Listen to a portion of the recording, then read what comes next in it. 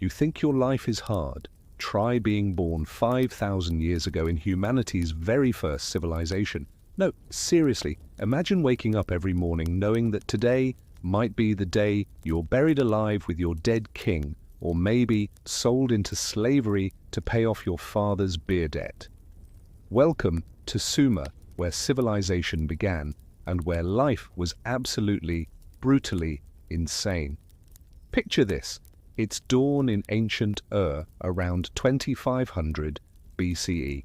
You're a farmer, which sounds peaceful until you realize that farming here means you're basically a slave with extra steps. The temple owns your land, the priests control your water, and if the harvest fails, guess who's getting sacrificed to make the gods happy? Spoiler alert, it's not the guy in the fancy robes. You stumble out of your mud brick hovel, and yes, it's literally made of mud and straw because trees don't grow in this desert hellscape, and immediately you're hit with a wall of stench that would make a modern sewage plant seem like a perfume shop. There's no plumbing, no waste management, just thousands of people and animals crammed together in the world's first urban experiment gone wrong. The air is thick with smoke from cooking fires, the buzz of flies feasting on rotting garbage, and the constant sound of human misery.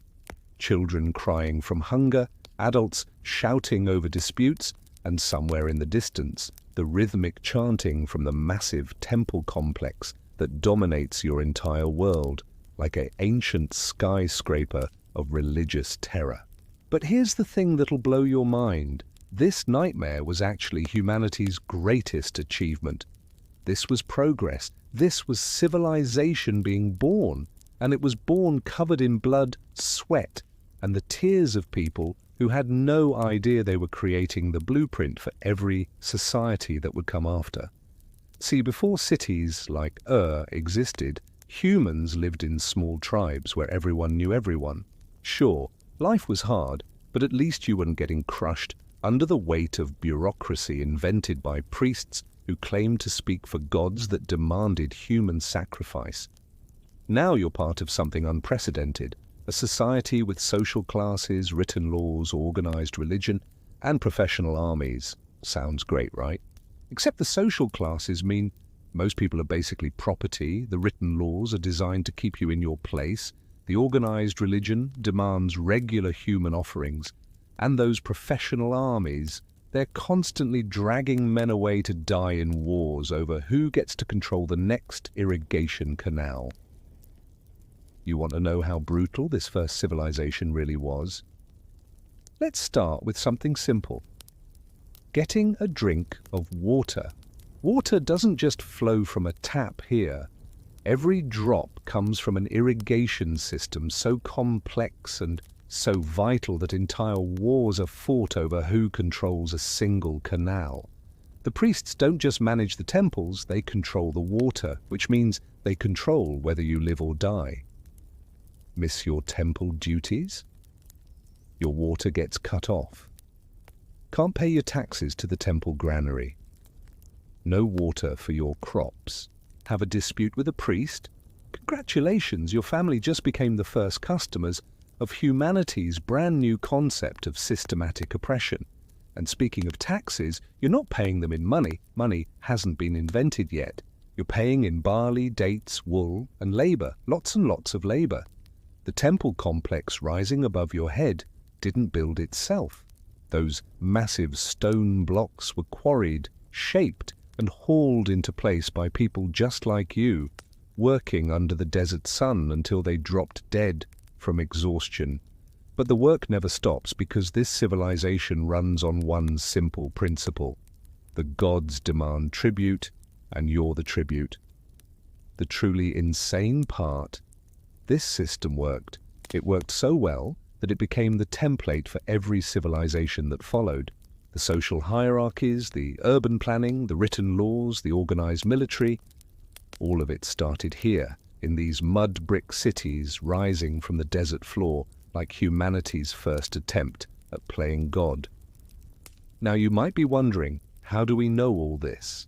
How can we be so sure about what life was like 5,000 years ago in a civilization that was completely forgotten by history. Well, that's where our story takes a wild turn into one of the most accidental archaeological discoveries ever made. Picture this. It's 1625 and Pietro della Valle, Italian nobleman, chronic wanderer, and certified madman, is bouncing along on camelback through one of the most dangerous places on earth. He's got his Assyrian Christian princess wife riding beside him because apparently normal honeymoon destinations weren't exciting enough for this guy. The Ottoman and Persian empires are at each other's throats, fighting a brutal war over Baghdad. While these superpowers tear each other apart, every bandit and cutthroat in the region is having a field day picking off travelers. Oh, and did I mention the lions? Actual lions still roamed these hills, turning every sunset into a potential death sentence. June 18th, 1625. Someone spots tribesmen on the horizon, dark silhouettes that could mean instant death. Della Valle's guides panic and drag everyone to shelter in some mysterious ruins rising from the desert like the skeleton of a prehistoric monster. What Della Valle doesn't realize is that he's hiding in the ruins of Ur itself, the very heart of that first brutal civilization. And scattered in the sand around him are clay tablets covered in wedge-shaped writing that will eventually unlock the secrets of humanity's darkest and most important beginning. Those innocuous pieces of baked clay will become the key to understanding how civilization really began, not with noble ideals and human progress, but with oppression, violence, and the systematic exploitation of human beings in the name of divine order. The answer to how this all started begins in the highlands of southeastern Turkey, where the Taurus Mountains rise like massive limestone bulls from the desert floor. These peaks create a unique weather pattern that would literally reshape human history and doom millions of people to lives of unimaginable hardship. The mountains trap rain clouds, creating violent thunderstorms that drain into two great rivers flowing south through the flat plains of what we now call Iraq. The Tigris and Euphrates, waterways that brought life to the desert, but also brought something else, the conditions that would allow humans to create their first experiment in mass control and organized brutality. This is Mesopotamia, the land between the rivers, where civilization began and where we first learned that progress and suffering could be two sides of the same coin. You're holding a handful of what looks like glittering dust, but this isn't just any dust, it's the foundation of human civilization, and you don't even know it yet. Every rock on Earth is basically held together by two tiny materials that sound boring but changed everything: quartz and feldspar. Quartz gleams like crushed diamonds, pure oxygen and silicon locked in crystal form. Feldspar is trickier, a complex silicon-based mineral that doesn't play by the same rules. Together, these two make up more than 60% of our planet's crust. That's right. Most of Earth is just these two ingredients, mixed and matched. Now here's where it gets interesting. When rivers slice through mountains like liquid knives, they wash over rocks and dissolve everything they can touch.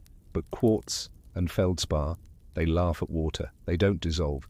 Instead, they get swept along in glittering clouds of particles so fine they make sand look chunky. This magical substance has a name: silt. Some poets called it rock flour, and honestly, that's way cooler than it deserves. These microscopic specks pack a punch you wouldn't believe. Soil loaded with silt holds water like a sponge and lets air flow through like tiny underground highways. Plants absolutely lose their minds over this stuff. Every year, the Tigris and Euphrates rivers dump massive amounts of this glittering silt into the lowlands of Iraq. The result? A flat stretch of what should be lifeless desert transforms into some of the most fertile land on Earth. For humanity's entire story, these invisible particles would prove to be game changers. But first, you need to understand just how absolutely hostile this place was supposed to be. Southern Iraq's desert plains are basically nature's way of saying, stay away. This might be the last place you'd expect the first human civilizations to take root, and yet here we are. The climate hits you like a furnace. Summer temperatures slam past 126 degrees Fahrenheit, hot enough to literally cook you.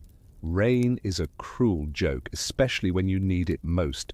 Combine that heat with winds that never stop howling across the plains, and you get soil that's bone dry and constantly shifting. Even when the rivers flood and bring life back to the earth, you can't predict when it'll happen. Egypt got lucky. The Nile flows from massive African lakes that act like natural shock absorbers. But the Tigris and Euphrates depend entirely on how much rain fell on distant mountains in Turkey, Armenia, and Kurdistan. One year you get drought that kills everything. The next year, devastating floods that drown the world. Winter turns the whole plain into a thick soup of mud that swallows everything. And the resources? Practically non-existent. This is just a floodplain made of clay and silt. No metals to mine, almost no stone to build with. It's like nature designed the perfect "do not enter" sign. Early humans took the hint. For hundreds of thousands of years, archaic humans like Homo erectus fought for survival in the safer upper regions of these rivers. Stone axes and tools scattered across the landscape tell their story, but they never ventured into the southern death trap. Then, about 13,000 years ago, something shifted in the human brain. The first nomadic hunter-gatherers started doing something crazy. They stopped moving. They built permanent villages and decided to stay put. These early innovators had noticed something that would change everything. They saw that when they tossed away seeds from plants they'd eaten, those same plants sprouted from their garbage piles. It was like nature was giving them a hint they'd been too busy running around to notice. The light bulb moment. What if you deliberately buried seeds, fed them and watered them? More plants would grow. Revolutionary? Absolutely. Obvious in hindsight? Also absolutely. These first farmers found good patches of land and did what any smart person would do. They refused to leave. Houses went up. Storehouses followed to keep food through winter. They banded together into larger communities, splitting up farming duties and protecting their grain from anyone dumb enough to try stealing it. They learned to shape clay from the ground into pots, turning mud into tools. But they were still trapped by rain patterns stuck in mountains and foothills where water actually fell from the sky. Then around 6500 BC, these settlements began spreading like a slow-motion invasion. Century by century, millennium by millennium, they worked their way down the courses of the two great rivers, heading straight into that inhospitable wasteland of southern Iraq. Who were these people? What language did they speak? What did they call themselves? Nobody knows. We call this stretch of time the Ubaid period, named after some random archaeological site where we first found their stuff. As the Ubaid people moved down Iraq's rivers, they kept making discoveries that would reshape human existence. They noticed date palms growing in certain river areas, loaded with calories that tasted incredible. These could be cultivated too, planted in organized orchards. Even better, the palms provided shade for more delicate plants, creating microclimates where fragile crops could survive the brutal Iraqi sun. Then came the discovery that changed everything. You didn't have to grow crops only where rivers naturally flowed. With enough backbreaking work, you could dig channels that diverted life-giving water wherever you wanted it. Suddenly, you could grow crops anywhere. You could dig a canal long enough to reach. The people of this region were about to become very, very good at digging canals. When worked properly, this landscape became a green paradise hidden in hell. Wheat, millet, and sesame filled their fields. In gardens shaded by date palms, pomegranates, grapes, and figs, ripened alongside chickpeas, lentils, leeks, garlic, cucumbers, and watercress. But there was one patch of green that stood out like an oasis in this desert world. In southern Iraq, the Tigris and Euphrates split into deltas and shallow lakes before meeting the ocean, creating an ancient marsh landscape. Dense thickets of reeds grew so tall you couldn't see over them, hiding buffalo, wild boar, and countless marshland birds. Since ancient times, people here built entire houses from these reeds. They bound reeds together into beams nearly 4 feet thick, constructing large vaulted houses from nothing but marsh grass. These weren't primitive huts, they were architectural marvels that could last generations. It was in this marshy southern landscape that the greatest Sumerian cities would rise from the mud.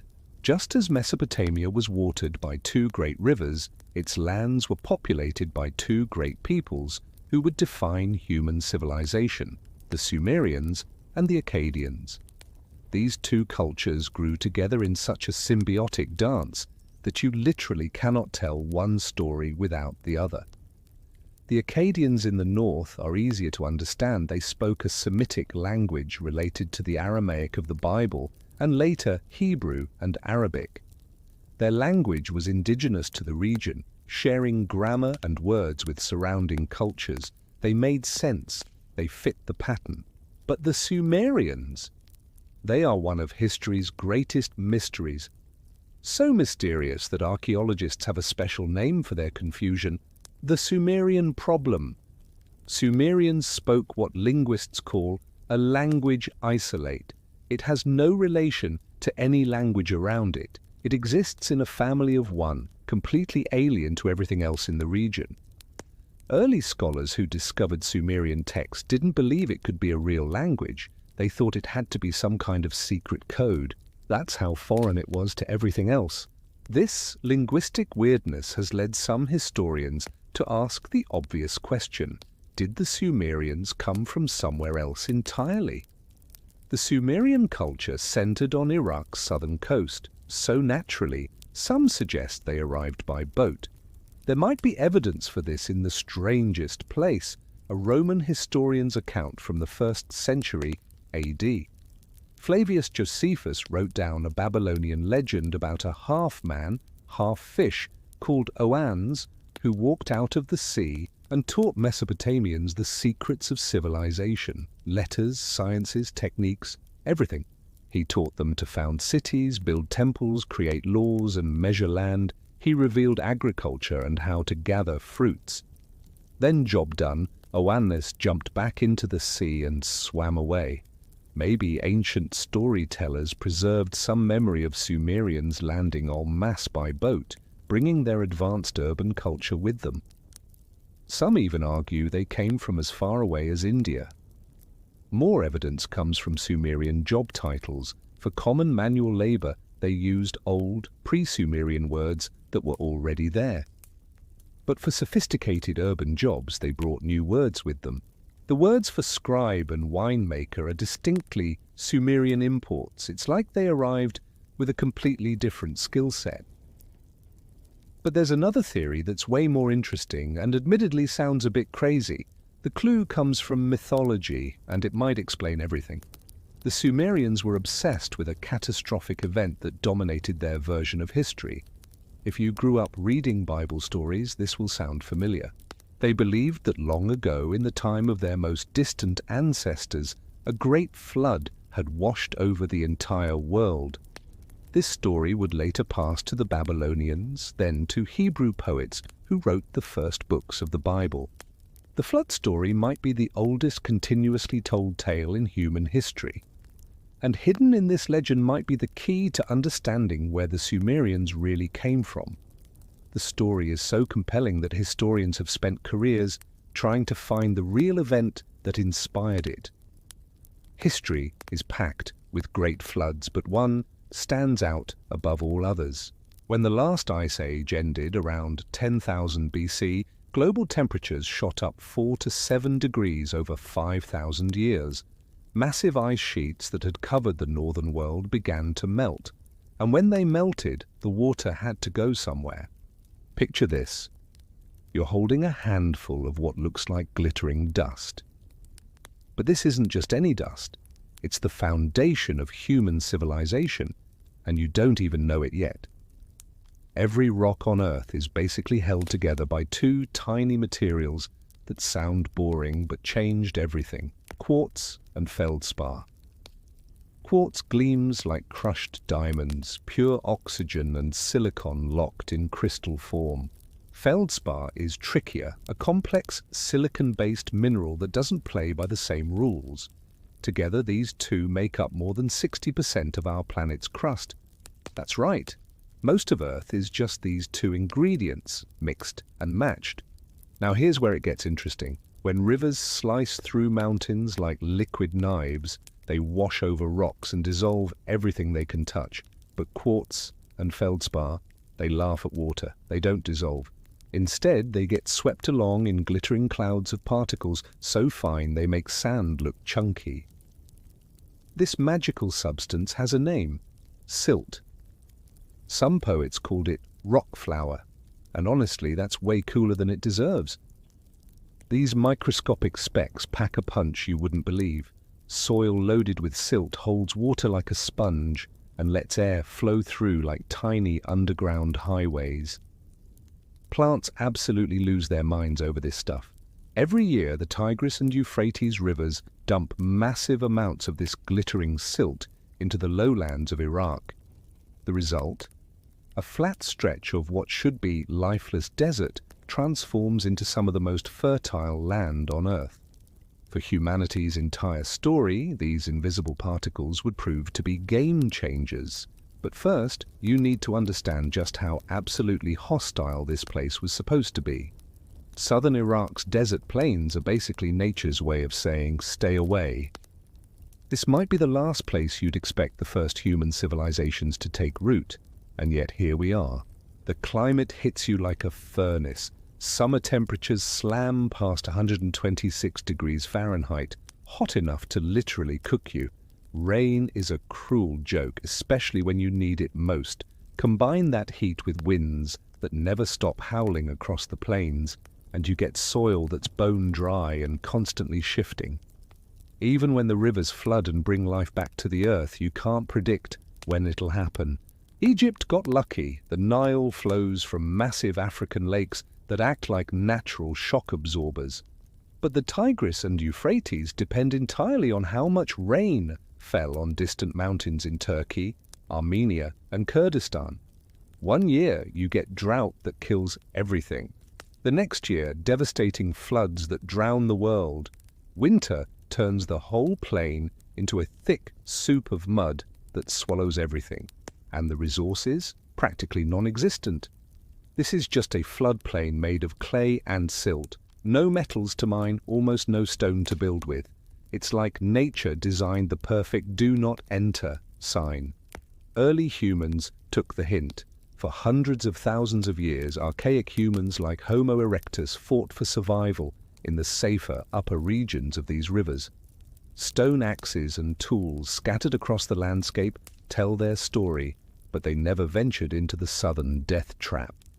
Then, about 13,000 years ago, something shifted in the human brain. The first nomadic hunter-gatherers started doing something crazy. They stopped moving. They built permanent villages and decided to stay put.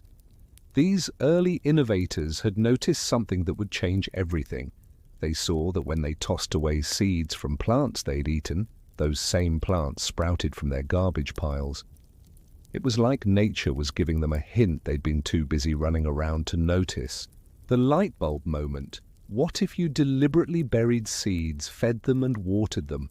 More plants would grow. Revolutionary? Absolutely. Obvious in hindsight? Also absolutely. These first farmers found good patches of land and did what any smart person would do. They refused to leave. Houses went up. Storehouses followed to keep food through winter. They banded together into larger communities, splitting up farming duties and protecting their grain from anyone dumb enough to try stealing it. They learned to shape clay from the ground into pots, turning mud into tools. But they were still trapped by rain patterns, stuck in mountains and foothills where water actually fell from the sky. Then around 6500 BC, these settlements began spreading like a slow-motion invasion. Century by century, millennium by millennium, they worked their way down the courses of the two great rivers, heading straight into that inhospitable wasteland of southern Iraq. Who were these people? What language did they speak? What did they call themselves? Nobody knows. We call this stretch of time the Ubaid period, named after some random archaeological site where we first found their stuff. As the Ubaid people moved down Iraq's rivers, they kept making discoveries that would reshape human existence. They noticed date palms growing in certain river areas, loaded with calories that tasted incredible. These could be cultivated too, planted in organized orchards. Even better, the palms provided shade for more delicate plants, creating microclimates where fragile crops could survive the brutal Iraqi sun. Then came the discovery that changed everything. You didn't have to grow crops only where rivers naturally flowed. With enough backbreaking work, you could dig channels that diverted life-giving water wherever you wanted it. Suddenly, you could grow crops anywhere. You could dig a canal long enough to reach. The people of this region were about to become very, very good at digging canals. When worked properly, this landscape became a green paradise hidden in hell. Wheat, millet, and sesame filled their fields. In gardens shaded by date palms, pomegranates, grapes, and figs, ripened alongside chickpeas, lentils, leeks, garlic, cucumbers, and watercress. But there was one patch of green that stood out like an oasis in this desert world. In southern Iraq, the Tigris and Euphrates split into deltas and shallow lakes before meeting the ocean, creating an ancient marsh landscape. Dense thickets of reeds grew so tall you couldn't see over them, hiding buffalo, wild boar, and countless marshland birds. Since ancient times, people here built entire houses from these reeds. They bound reeds together into beams nearly 4 feet thick, constructing large vaulted houses from nothing but marsh grass. These weren't primitive huts, they were architectural marvels that could last generations. It was in this marshy southern landscape that the greatest Sumerian cities would rise from the mud. Just as Mesopotamia was watered by 2 great rivers, its lands were populated by 2 great peoples who would define human civilization, the Sumerians and the Akkadians. These 2 cultures grew together in such a symbiotic dance that you literally cannot tell one story without the other. The Akkadians in the north are easier to understand. They spoke a Semitic language related to the Aramaic of the Bible and later Hebrew and Arabic. Their language was indigenous to the region, sharing grammar and words with surrounding cultures. They made sense, they fit the pattern. But the Sumerians, they are one of history's greatest mysteries. So mysterious that archaeologists have a special name for their confusion: the Sumerian problem. Sumerians spoke what linguists call a language isolate. It has no relation to any language around it. It exists in a family of one, completely alien to everything else in the region. Early scholars who discovered Sumerian texts didn't believe it could be a real language. They thought it had to be some kind of secret code. That's how foreign it was to everything else. This linguistic weirdness has led some historians to ask the obvious question: did the Sumerians come from somewhere else entirely? The Sumerian culture centered on Iraq's southern coast. So naturally, some suggest they arrived by boat. There might be evidence for this in the strangest place, a Roman historian's account from the 1st century AD. Flavius Josephus wrote down a Babylonian legend about a half-man, half-fish called Oannes, who walked out of the sea and taught Mesopotamians the secrets of civilization, letters, sciences, techniques, everything. He taught them to found cities, build temples, create laws, and measure land. He revealed agriculture and how to gather fruits. Then, job done, Oannes jumped back into the sea and swam away. Maybe ancient storytellers preserved some memory of Sumerians landing en masse by boat, bringing their advanced urban culture with them. Some even argue they came from as far away as India. More evidence comes from Sumerian job titles. For common manual labor, they used old, pre-Sumerian words that were already there. But for sophisticated urban jobs, they brought new words with them. The words for scribe and winemaker are distinctly Sumerian imports. It's like they arrived with a completely different skill set. But there's another theory that's way more interesting and admittedly sounds a bit crazy. The clue comes from mythology, and it might explain everything. The Sumerians were obsessed with a catastrophic event that dominated their version of history. If you grew up reading Bible stories, this will sound familiar.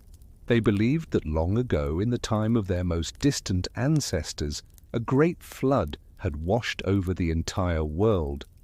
This story would later pass to the Babylonians, then to Hebrew poets who wrote the first books of the Bible. The flood story might be the oldest continuously told tale in human history. And hidden in this legend might be the key to understanding where the Sumerians really came from. The story is so compelling that historians have spent careers trying to find the real event that inspired it. History is packed with great floods, but one stands out above all others. When the last ice age ended around 10,000 BC, global temperatures shot up 4 to 7 degrees over 5,000 years. Massive ice sheets that had covered the northern world began to melt, and when they melted, the water had to go somewhere. These ice sheets stretched as far south as Berlin, locking up unimaginable amounts of water. But as temperatures climbed, all that frozen water came roaring back into the oceans like a slow-motion tsunami. Global sea levels didn't just rise, they exploded upward at an average of 2.5 centimeters every single year. By the time it was over, the sea had climbed an incredible 120 meters higher. That's enough water to completely swallow a 30-story building. Around the world, the advancing ocean devoured vast stretches of coastline. The land bridge connecting Russia and Alaska vanished beneath the waves, separating Asia and the Americas forever. Low-lying regions of what's now Europe's North Sea flooded completely, turning Great Britain into an island for the first time. But in the Middle East, the effects were even more dramatic. During the Ice Age's low sea levels, the Tigris and Euphrates had flowed for an additional 600 kilometers beyond where they end today. They joined into a single massive river, meandering through a fertile valley wedged between modern-day Iran and Saudi Arabia. This grand river met the Indian Ocean somewhere around where Dubai sits now. Imagine that, a lush river valley where there's nothing but ocean today. Some historians argue that Neolithic humans made their homes in this fertile valley, having migrated down from Iran's mountains. These people built lives in what seemed like paradise. But as the glaciers melted, the sea began its relentless advance. Slowly at first, then picking up terrifying speed. Over 5,000 years, the coastline moved at an average rate of 120 meters per year. That's over a kilometer every decade, 1 meter every 3 days. If you lived there, you could literally watch your world disappear. If humans were living in this low-lying region when the waters came, the experience must have been absolutely horrifying. Generation after generation watched the sea swallow their forests, their villages, their entire way of life. These people were driven north by waves that never stopped coming. They were pressed into ever denser populations, forced to adapt or die as they fled. They became a roving band of refugees who couldn't settle anywhere for long before the sea made its next advance. This exodus continued for millennia, until the planet's temperature finally stabilized and the sea reached its furthest point around 5000 BC, right when Sumerian culture burst onto the historical stage like it came out of nowhere. Here's a theory that deserves consideration. As waves of Semitic-speaking farmers moved down from northern mountains, they collided with another population coming up from the south. A devastated people speaking a language that had evolved in complete isolation, carrying tales of a flood that had literally drowned their entire world. This could explain the legend of the amphibious fishman Oannes. What if the Sumerians didn't arrive by boat, but were actually walking refugees from a land now at the bottom of the sea? Another Sumerian legend supports this wild idea. The myth of Enki and Ninhursag tells of god Enki creating humans in a land called Dilmun, an earthly paradise where crows don't cry, lions don't kill, wolves don't seize lambs, and wild dogs are unknown. Dilmun is thought to be modern-day Bahrain, an island in the middle of the Persian Gulf, that body of water that was once a fertile river valley. All we have is speculation. Until more evidence surfaces, this remains just a theory. But as someone trying to piece together this puzzle, I can't help being drawn to this explanation. When you're trying to understand what happened in such distant times, you realize that history isn't a rigid set of dates and facts. It's an ongoing process of inquiry and debate, like mapping a planet in another solar system with nothing but scattered points of light. We may never know where the Sumerians truly came from, but there's plenty we do know about who they became. The Sumerians called themselves Ug-Sag-Gigga, the black-headed people. The Akkadians used their own term, Salmat-Kakadi, which meant exactly the same thing. From ancient carvings, we know how they styled their hair, curly on top, cut short on the sides. Common men wore sheepskin kilts, while the wealthy flaunted coloured fabrics spun from wool, decorated with tassels and beads. Rich Sumerians, both men and women, loaded themselves with jewellery, anklets, bracelets, necklaces and ear ornaments made of copper and sometimes gold. They weren't subtle about showing off their wealth. Remarkably, we know what their music sounded like. The Sumerians wrote everything down on clay tablets, including their songs and instructions for playing them, complete with tuning guides. Today you can actually hear the music that once echoed through the temples and courtyards of legendary cities like Eridu, Ur, and Uruk. The sound of a dead civilization brought back to life. These two peoples, the Semitic Akkadians and the mysterious Sumerians, formed a symbiosis that would define human history. Their cultures ran in parallel like their two great rivers, sharing successes and advances. They shared the growing cities that were becoming the largest humanity had ever seen. But they also shared their failures, and their fates became hopelessly intertwined. The Sumerians believed the world was a roughly circular landmass surrounded by a massive body of water. They thought another ocean hung above their heads, held up by the solid structure of the sky that occasionally leaked water as rain. They divided water into two types: sweet water from rain and rivers, and bitter water from the sea. The Sumerians called their homeland Ki-en-gi-ar, the land of the noble lords. To describe their settled societies, they used kalam, meaning civilized. For the mountainous zones bordering their plains, they used kur, meaning mountain, but also rebellious, barbarous, and wild. That's how the outside world looked to them, a ring of chaos surrounding their island of civilization.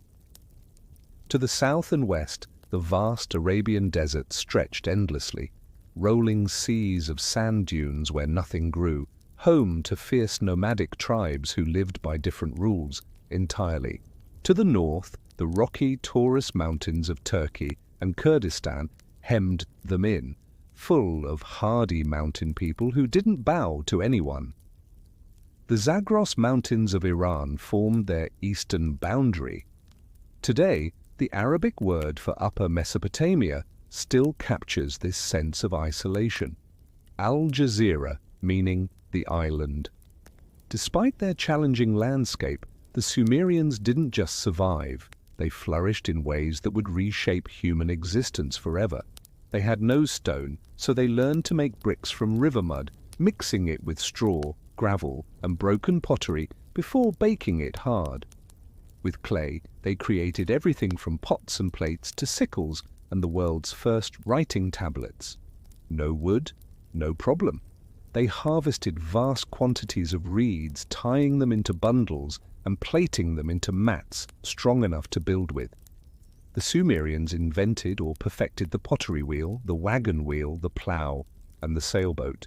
Their buildings used complex arches and domes that shouldn't have been possible with their materials. They mastered metal casting, working with copper and later bronze. But their mathematical genius might be their greatest legacy. The Sumerians developed complex measurement systems and methods for division, multiplication, and calculating angles. They wrote the first multiplication tables on clay tablets, homework assignments from 5,000 years ago. We use Sumerian mathematics every single day. They divided time into the minutes and seconds we still count. Their number system worked on a base of 60 instead of our base of 10, which is why we have 60 minutes in an hour. The reason for base 60 is brilliantly simple and rooted in human anatomy. Hold your hand out right now. Each of your 4 fingers has 3 segments. Ancient people used their thumb to tap each segment, counting up to 12 on one hand. When they hit 12, they'd raise a finger on the other hand, counting the 12s. 5 fingers raised meant 60 and you started over. The fact that there were 12 lunar cycles each year convinced them this was the gods' intended system. The 360 degrees we still use for angles. Another relic of Sumerian genius. This spark of mathematical innovation drove Sumerian society to grow at a steady, relentless pace. They dug vast networks of irrigation canals that extended agricultural zones and allowed transport by canal boat. They built dams to regulate river flow and control spring floods. The Sumerian language has an incredible array of words for different types of canals, reservoirs, dams, and lock gates, the vocabulary of watermasters. Gradually, southern Iraq transformed from dusty salt flats and marshy swamps into a green patchwork of farmland that could feed the world's first cities. Many historians argue it was the digging of these canals that led to the complex social organization we see in the Sumerian period. These water management systems needed careful planning, engineering expertise, and mathematical precision. Work teams had to be organized and paid in food and beer. Foremen and overseers were appointed. All of this created an early bureaucracy that gave birth to the first true states. In the 1930s, historian Arnold Toynbee argued that these environmental challenges in southern Iraq created the perfect conditions for civilization to be born. The harsh landscape forced innovation. Toynbee claimed the Sumerian creation myth of the god Marduk slaying the dragon Tiamat and creating the world from her remains was actually a memory of their ancestors' victory over the wilderness, draining swamps and channeling rivers into submission. He called it a stimulus and response effect.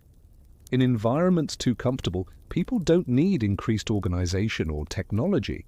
In conditions too harsh, society can't develop at all. But in places like southern Iraq, where challenges are numerous but not overwhelming, you get the perfect cradle for civilization to emerge from chaos. The clay tablets don't lie about just how insanely profitable these Sumerian cities had become. In Girsu alone, 15,000 women were grinding away in the textile industry. That's more workers than some modern factories employ today. One massive production facility was cranking out 1,100 tons of flour every single year, plus bread, beer, and linseed oil. This place employed 134 specialists and 858 skilled workers. And here's the kicker, almost all of them were women running the show. Since actual money didn't exist yet, workers got paid in straight-up survival essentials. The lowest paid factory grunt took home 20 litres of barley each month, 2 litres of oil, and 2 kilos of wool per year. Their supervisor? Double that ration because apparently even ancient middle management had its perks. But if you were poor in Sumerian society, life was absolutely brutal. You'd find yourself borrowing food or silver from predatory lenders, charging interest rates that would make modern loan sharks blush. We're talking 30%. Despite this crushing inequality, economic success meant Uruk had exploded into the largest, most powerful city in southern Mesopotamia by 3500 BC. That's over 5,000 years ago when the world was a completely different place. By this point, nearly 2,000 years had already passed since the first city at Eridu was founded. To put that in perspective, that's enough time to take us from right now back to Julius Caesar's era. Sumerian civilization was already ancient when Egypt's pyramids were still 900 years away from being built. In Britain, Stonehenge was just some earthworks and burial mounds. Those massive stones wouldn't be dragged into place for another 100–300 years. When writing was invented in Uruk during the 32nd century BC, the last woolly mammoths on Earth were still clinging to existence on a rocky island called Wrangel in the East Siberian Sea. Uruk housed about 50,000 people, barely enough to fill a medium-sized football stadium today. But back then, it was the largest concentration of human beings the planet had ever witnessed. The world's oldest surviving piece of literature, the Epic of Gilgamesh, opens in this very city. It tells the story of King Gilgamesh, who probably ruled sometime in the 3rd millennium and made such an impression that legend transformed him into a mythical hero. 2/3 God, 1/3 man. While the epic mixes myth with reality, it reveals how Sumerian society was changing in those early centuries.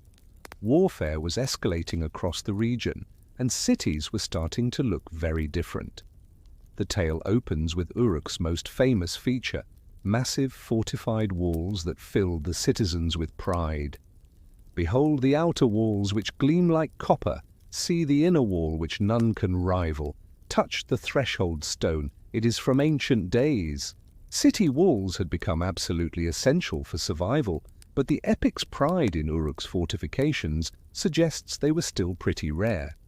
Throughout the story, the city gets called Strong-Walled Uruk over and over again. The epic also shows us how the city was carefully divided, revealing sophisticated urban planning. 1/3 for city, 1/3 for garden, 1/3 for field, and a precinct for the Temple of Ishtar. At its peak, Uruk sprawled across 2.5 square kilometers. It had a river port, countless workshops, and densely packed houses clustered around the famous White Temple.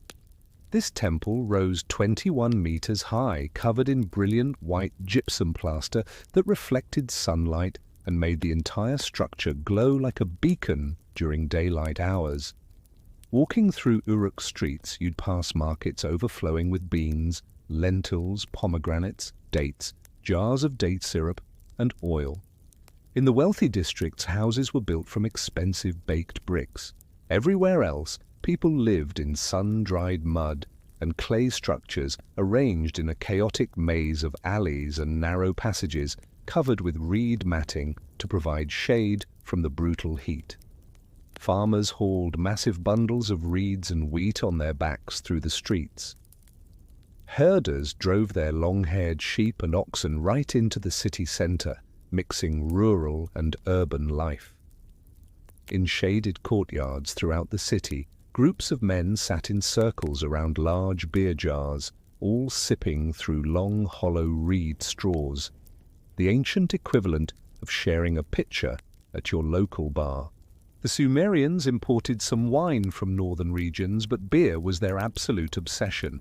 They brewed over 30 different varieties with names like white, dark, cloudy, and sweetened with honey.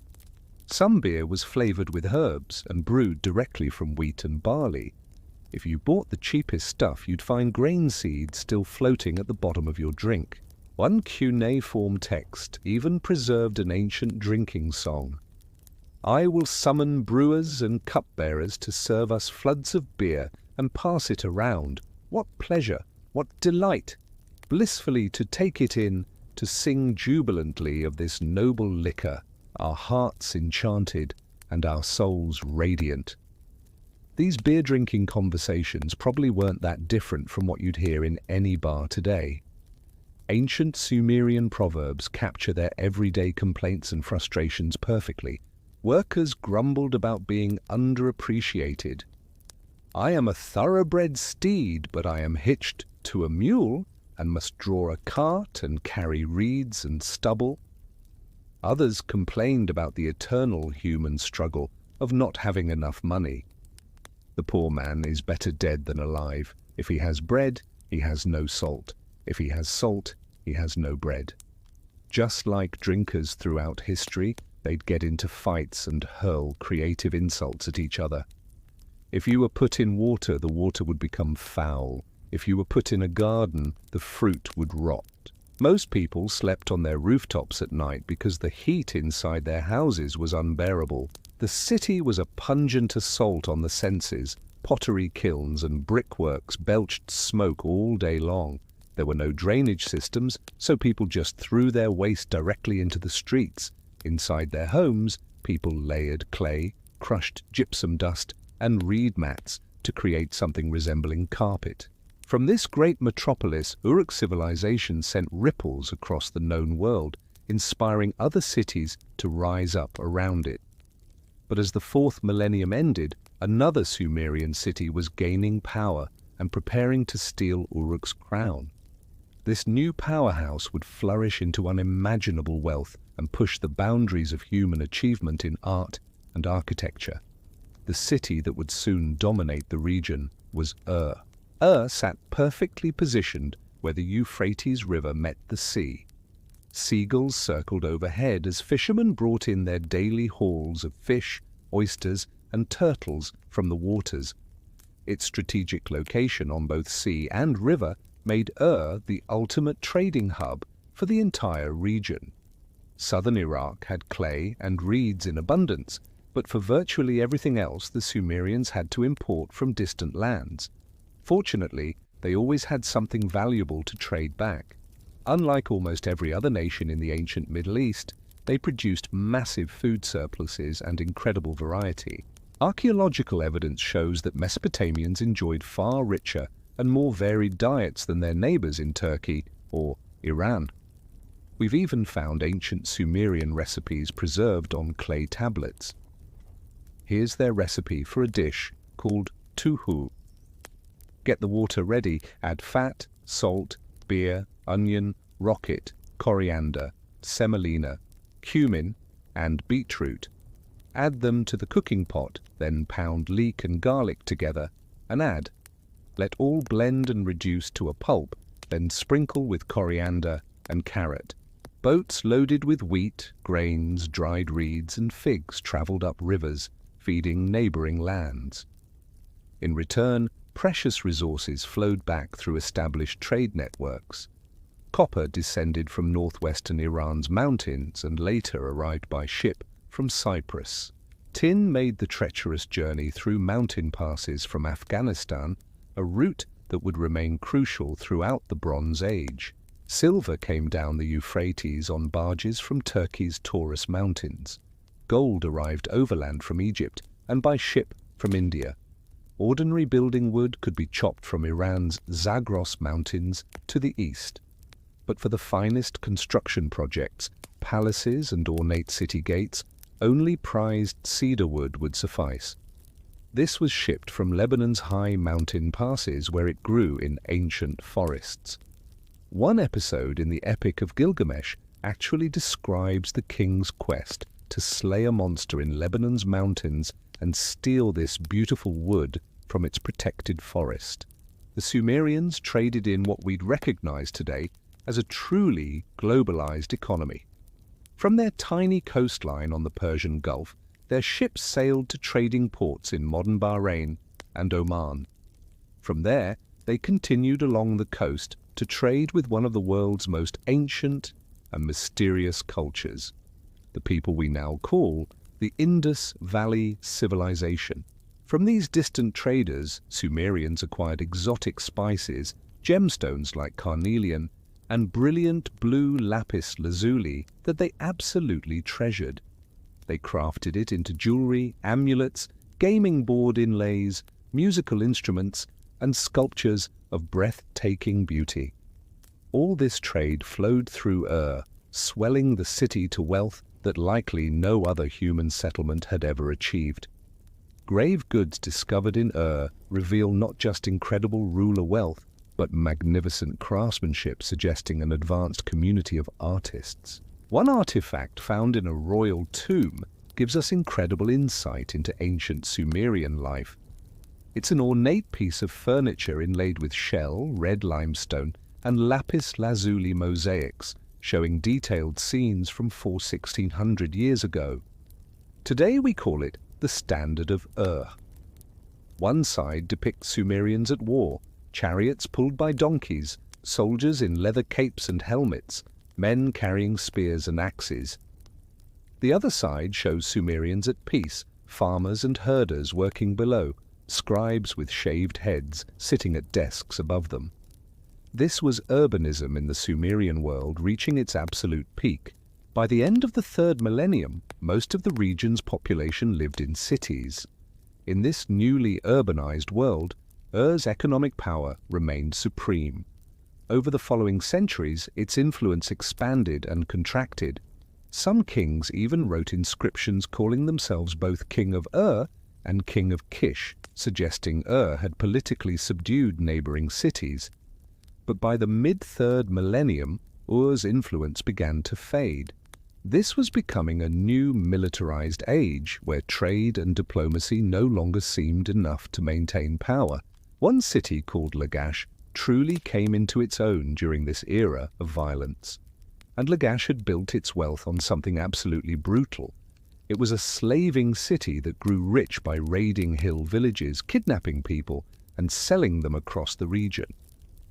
Around 2500 BC, Lagash fell into a dispute with its neighbor Umma over a stretch of valuable farmland along the river.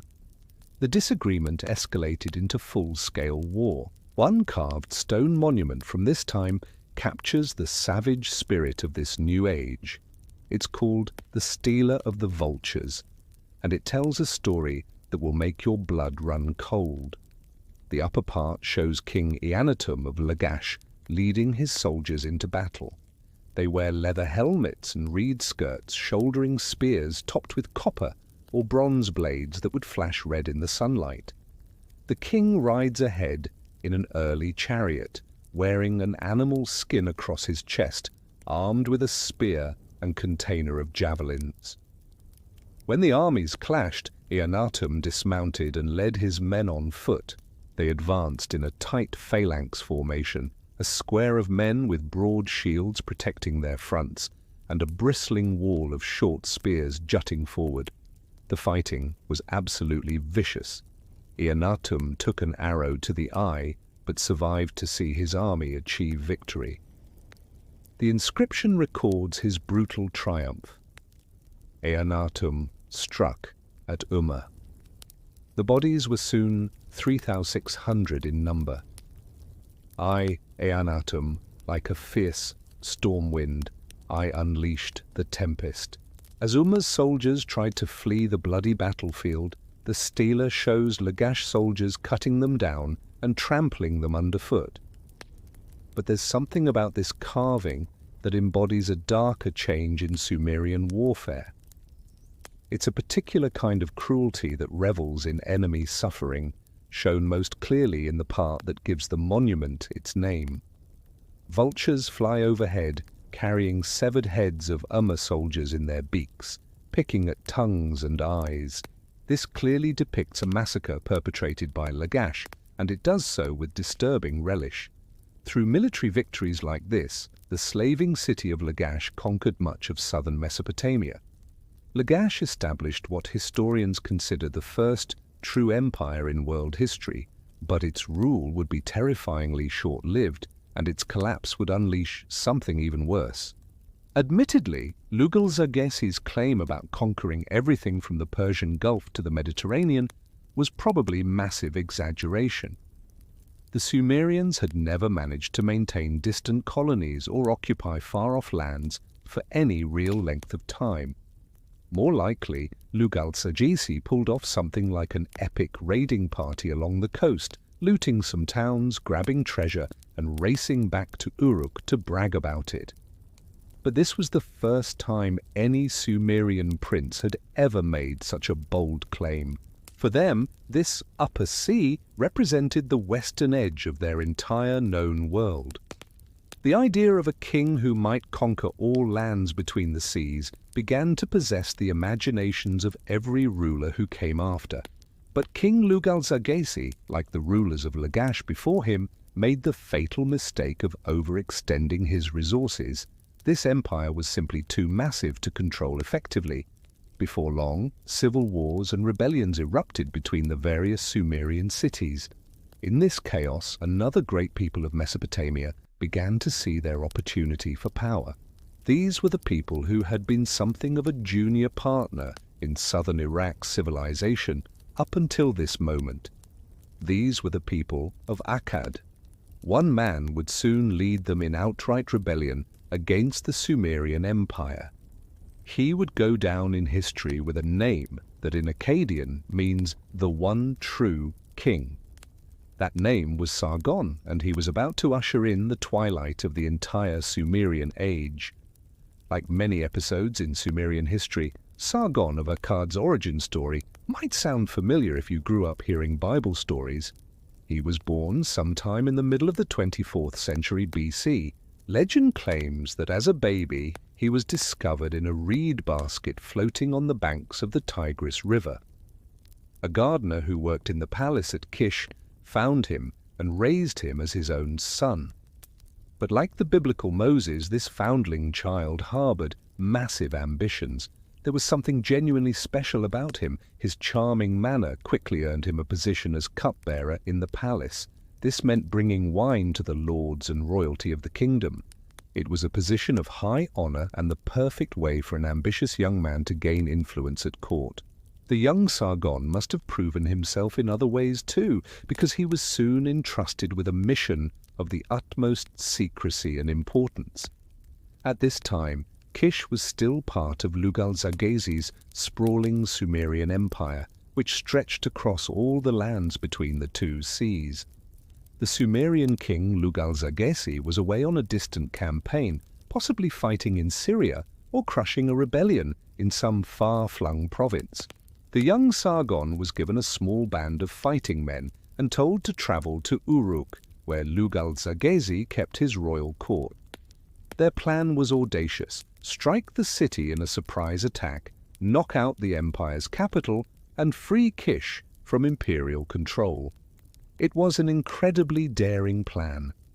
The tall city walls of Uruk, immortalized in legend and poetry, must have looked absolutely daunting to young Sargon and his men as they prepared for their attack. But Lugal-Zaghesi had taken most of his army with him on campaign, leaving only a skeleton force to defend his capital. The attack came as a complete shock. Sargon's men overwhelmed the defenses, poured over the famous walls, and sent the defenders fleeing in panic. Sargon captured the city, and before reinforcements could arrive, he broke down several sections of those legendary walls. It was a deeply symbolic act, a direct strike against the might of Lugal-Zaghesi's empire and everything it represented. King Lugal-Zaghesi must have been absolutely enraged when the news reached him. He wheeled around from his distant war-making and marched back home, gathering all his subject kings as he went. Inscriptions record that as many as 50 kings may have marched under his banner. Their task seemed simple enough: crush the forces of one small, rebellious city-state. But Sargon appears to have been one of those rare characters from history, one of those military geniuses like Hannibal or Napoleon, who could turn any battle in their favor regardless of the odds. We don't know exactly how he did it, but in a pitched battle against the entire amassed force of the empire, it was somehow Sargon's outnumbered army that emerged victorious. Lugal-Zaghesi was captured alive, and Sargon marched him through the gates of the holy city of Nippur, wearing a neck stock, a heavy piece of wood clamped around his neck and shoulders like an ox yoke. This public humiliation would have been devastating for any ruler, but here's where Sargon sets himself apart from other conquerors of his time. He seems to have possessed something of a merciful streak. Old King Lugal-Zaghesi wasn't executed. Incredibly, he was allowed to continue on as governor of Uruk, as long as he swore an oath of loyalty to the new High King Sargon. Sargon founded a brand new city to serve as his empire's capital, and he named it Akkad. From there, he would conquer much of what the preceding empires had controlled. as one inscription beneath a statue in Nippur claims. Sargon, the king of Kish, triumphed in 34 battles over the cities up to the edge of the sea and destroyed their walls. He bowed down to the gods, and the gods gave him the upper land up to the cedar forest and up to the silver mountain. Sargon didn't repeat the mistakes of his predecessors. At each city he conquered, he systematically destroyed the city's walls, reducing its ability to defend itself and therefore dramatically reducing the likelihood of future rebellion. He conducted a grand ceremony to symbolize his mastery over the entire known world, washing his weapons in the waters of both the Persian Gulf and the Mediterranean Sea, claiming dominion from sea to sea. But once the dust of warfare had settled, his real achievements began. He worked to centralize the empire's administration and even reformed the dating system. His reforms strengthened central authority and increased the empire's overall stability. In many ways, he was a progressive and surprisingly enlightened ruler. But Sargon was also Akkadian, and he was what we might today recognize as a nationalist. Until now, Sumerian had been the official language of royal inscriptions on palaces and temples throughout the region. But during Sargon's reign, Akkadian began appearing in official inscriptions for the first time. The cuneiform writing system was re-engineered to accommodate Akkadian, and Sargon gave himself the new title, King of Akkad. He appointed only fellow Akkadians to key government positions and garrisoned Sumerian cities with Akkadian troops to ensure their loyalty. The two peoples of Mesopotamia who had lived and grown together for millennia were now beginning to drift apart. Resentment in the southern Sumerian-speaking cities started reaching a dangerous boiling point. Sargon ruled for 55 years, and toward the end of his reign, this simmering resentment finally exploded, as one later Babylonian text recalls. In his old age, all the lands revolted against him, and they besieged him in Akkad, the city. But he went forth to battle and defeated them. He knocked them over and destroyed their vast army. For now, Sargon's legendary flair for battle kept his empire together. But as the old king weakened, virtually every southern city burst out in open rebellion. When Sargon of Akkad died around 2284 BC, his two sons inherited the mess he'd left behind. The first son was called Rimush, who ruled for 9 brutal years, spent mostly in bitter battles, reconquering the rebellious Sumerian cities of the south. He crushed rebellions in Umma, Lagash, and Adab. One year of his reign is even remembered as the year that Adab was destroyed, a grim monument to the violence required to hold this empire together. When Rimush died, Sargon's other son Manishtushu took over. He seems to have resorted to the kinds of terror tactics that had once made the kings of Lagash so universally hated. It was Sargon's grandson, a man named Naram-Sin, who would finally return the empire to its former greatness. He managed to crush the Sumerian rebellion in its southern heartlands and restore stability to the empire of Akkad. Naram-Sin didn't rule purely by force. He made genuine efforts to reconcile the two intertwined peoples of Mesopotamia. He broke from his grandfather's divisive title, King of Akkad, and ruled under the more diplomatic title, King of Sumer and Akkad. But this diplomatic gesture couldn't entirely heal the growing rift between these two peoples. Part of the problem was that Sumerians were no longer the primary cultural force in the region. For centuries, Akkadian had been gradually replacing Sumerian as the spoken language of daily life. Some of this was due to official policies of the Akkadian Empire discouraging Sumerian use in official documents. But it was also driven by the increasingly cosmopolitan makeup of the empire. Sumerian was a language isolate with completely different structure and sounds from all surrounding languages.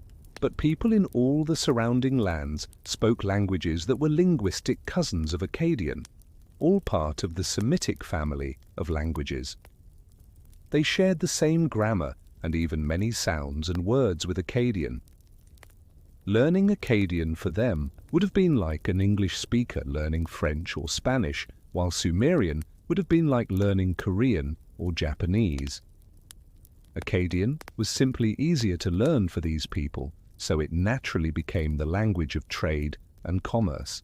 The people of Mesopotamia had been largely bilingual for centuries, but gradually all Sumerians learned to speak Akkadian, while fewer and fewer Akkadians bothered learning Sumerian. Slowly, but inevitably, the ancient Sumerian language began to fade from daily use.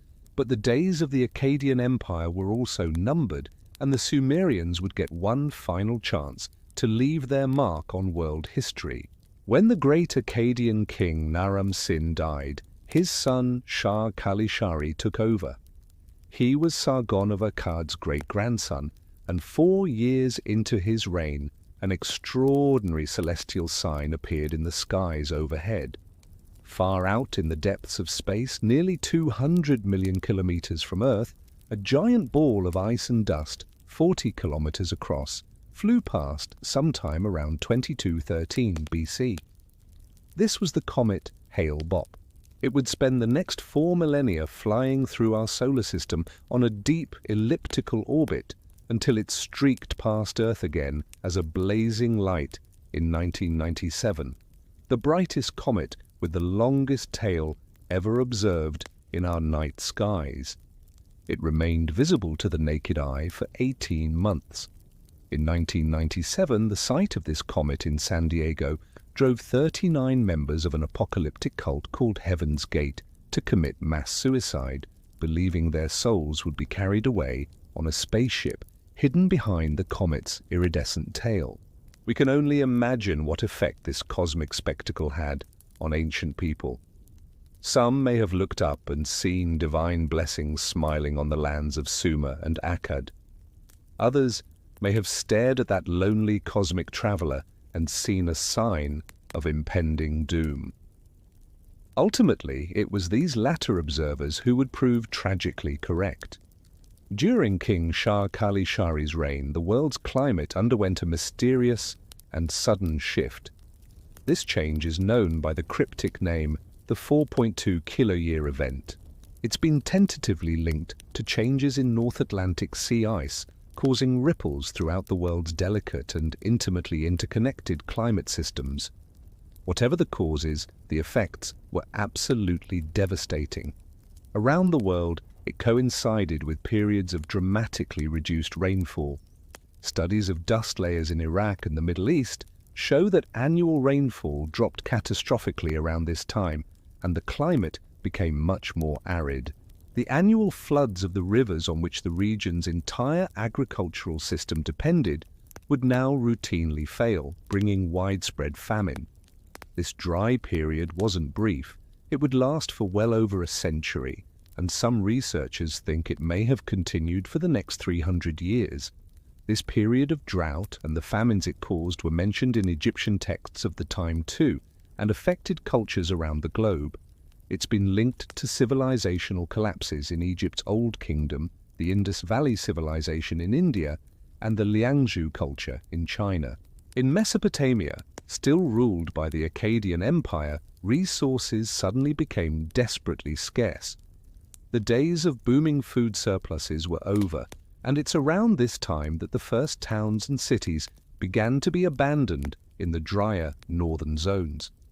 After King Shah-Kali-Shari's death around 2193 BC, a period of chaos and bitter civil war descended on the empire of Akkad. The Sumerian king list records this period with an almost sarcastic tone. Then who was king? Who was not the king? 4 of them ruled in only 3 years. All this chaos did not go unnoticed. In the mountains overlooking the plains of Mesopotamia, a nomadic tribal people known as the Guti were watching and waiting. Who the Guti were, what language they spoke, and which gods they worshipped remains a mystery. They seem to have been an unsophisticated nomadic people, and the ancient Sumerian texts reserve particular contempt for them. The Guti were unhappy people, unaware of how to revere the gods, and ignorant of the right religious practices. The Guti had raided and plundered along the Akkadian Empire's borders for years, burning villages and stealing cattle. One remarkable letter from King Shar-Kali-Shari's reign was written by an Akkadian lord who owned land on the Guti territory borders. He tells his workers to ignore the Guti attacks and keep working, though it's clear he's giving these orders while keeping himself at a very safe distance. Cultivate the field and watch over the cattle. Do not tell me the Guti enemies are around. I could not cultivate the field. Post sentries at 1-mile intervals, and if the Guti try to attack you, take all the cattle into the village. Now I swear on the life of King Shar-Kali-Shari that if the Guti men drive off the cattle and you cannot pay for them yourself, I won't pay you any silver when I come to town. For years, these hill people had watched as drought ravaged the settled societies of the river valley. They watched as the city dwellers fought desperately over increasingly scarce farmland. And it was in this moment of ultimate weakness that they chose to strike. The Guti gathered their forces and marched down from the hills, this time not to raid, but to invade and claim these fertile lands for themselves. One remarkable literary text relates the tragic events of those days. Written a few centuries later, it's called The Curse of Akkad, and what it describes would shake the very foundations of civilization. Enlil, the king of gods, was absolutely furious. The Akkadian king had crossed a line that should never be crossed, disrespecting the divine order itself. So the great god did what angry deities do best. He summoned an army of nightmares from the mountains. The Guti weren't just any enemy. These hill people were something out of a fever dream, half-human monsters whose language sounded like rabid dogs barking. Enlil raised his eyes to the mountain peaks and mustered every savage tribe as one unstoppable force. Picture this: a rebellious horde whose numbers defied counting, creatures that looked human but spoke in stuttering growls that chilled Sumerian blood. Enlil brought them down from their mountain lairs in waves that blackened the earth like a plague of locusts. Nothing escaped their reach, not a single soul slipped through their iron grip. Every city wall echoed with the bitter screams of the dying as this monstrous army swept across the land. The Guti army's exact size remains a mystery, but they had enough warriors to crush Akkad's already weakened forces in a matter of weeks. These weren't traditional soldiers, they were masters of psychological warfare, striking like ghosts and vanishing into smoke.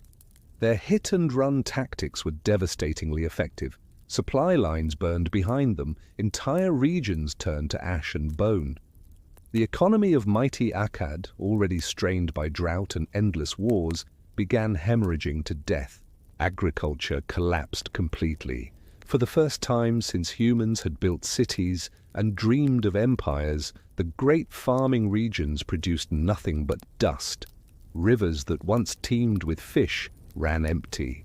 Orchards that had fed thousands bore neither fruit nor wine. The clouds gathered but refused to release their rain. Plants withered in fields that had fed generations. Men who went to sleep on rooftops died there in the morning cold. Those who sought shelter indoors found no one left alive to bury them. Starvation drove people to madness. You could see them in the streets, clawing at their own flesh from hunger, their minds shattered by watching their children waste away. The Akkadian military, once the terror of the known world, crumbled like sand. Demoralized soldiers marched out to face this otherworldly enemy and were slaughtered like sheep. The Guti war machine rolled toward the capital city, unstoppable as death itself. When they reached Akkad, they didn't just conquer it, they erased it from existence. The city that had ruled empires was burned so completely that archaeologists still can't find where it once stood. Sargon's legacy turned to ash and buried beneath the desert. But conquering is easy compared to ruling. The Guti discovered this brutal truth the hard way when they tried to transform from destroyers into administrators. Empires throughout history have learned this lesson in blood. Holding power is infinitely harder than seizing it. The cuneiform records paint a picture of administrative chaos. The Guti showed zero interest in maintaining the complex systems that kept civilization running. Agriculture, record-keeping, public safety, all of it crumbled under their indifferent rule. These mountain warriors couldn't read or write. How do you administrate a 1,000-year-old empire built on bureaucracy when you can't even decipher the tablets that run it? They were nomads, trying to govern farmers, predators attempting to shepherd prey. Their policies bordered on insanity. For reasons lost to history, perhaps tied to their wandering lifestyle, they believed animals shouldn't be penned. So they released every cow, sheep, and goat to roam wild across the countryside. Famine struck even harder. Grain prices skyrocketed beyond reach of common people. The empire's infrastructure, neglected and underfunded, began rotting like an abandoned corpse. Roads that had carried trade for centuries became overgrown highways to nowhere. Towpaths where oxen once pulled barges disappeared under choking weeds. The arteries of civilization were clogged with the vegetation of decay. Wild mountain rams and venomous serpents reclaimed the pathways humans had built. The towpaths, constructed from canal sediment, became hunting grounds for creatures that recognized no human authority. With the central power of Akkad destroyed, Sumerian city-states saw their chance and declared independence. The Guti, struggling just to maintain basic control, couldn't stop this hemorrhaging of territory. For over 150 years, the Guti occupied southern Iraq. Those decades were a miniature dark age, a time when written records became crude and scarce, when knowledge itself seemed to be dying. But resentment was building like pressure in a volcano. Rebellions flickered across the land as one Sumerian leader watched the suffering and felt something ignite within him. His name was Utu-Hengal, and he was about to change everything. This Sumerian governor of Uruk had witnessed enough. Years of watching his people starve under arrogant Guti kings who punished any hint of resistance with savage brutality. The time for endurance was over. A new Guti king named Tirigan had just seized the throne, another typical ruler who cared nothing for infrastructure and actively destroyed what remained to crush rebellious populations. The Sumerian king list records his ruthless methods. Tirigan's forces controlled every strategic point. Citizens cowered in their cities, too terrified to challenge him. He choked off water to southern fields and blockaded mountain roads, letting highways disappear under wild grass. But Tirigan had only held power for 40 days when Utu-Hengal struck. Those 40 days of vulnerability were exactly what the Sumerian governor had been waiting for, perhaps for years. Secret messages may have been flowing between southern cities for months or even years, preparing for this exact moment. When a new king ascended and was still consolidating power, that's when you move. Tirigan's rage must have been volcanic when news of the rebellion reached him. But this king had a coward's heart. He sent 2 generals, Ur-Ninazu and Nabi-Enlil, to crush the uprising while he remained safely in his palace. Utu-Hengal gathered his forces and marched toward destiny. But first, he stopped at the temple of Ishkur, the storm god, to make an offering that might determine the fate of empires. Smoke rose from sacrificed flesh as ancient Sumerian prayers echoed off stone walls. The rebel leader knelt before his god's altar, perhaps knowing this might be his final prayer, before marching out to face the armies of tyranny. 4 days after leaving the temple, he set up camp at Nagsu, on the Surungal Canal.